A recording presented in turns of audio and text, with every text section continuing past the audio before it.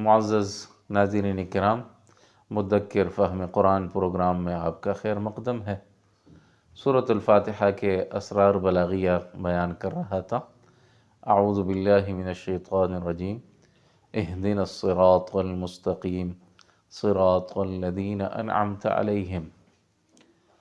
اس سے ہمیں درس اور عبرت یہ ملتا ہے کہ ہم سب کو اچھے لوگوں کی صحبت درکار ہے، اور اس لیے ہم ہر رکعت میں اللہ تعالیٰ سے اچھے لوگوں کی طرح یہ مانگتے ہیں کہ اللہ ہمیں اس راستے پہ، اس راہ پہ چلا جو کہ اچھے لوگوں کا راستہ ہے، اچھے لوگوں کا راستہ ہے، وہی ہمیں چاہیے۔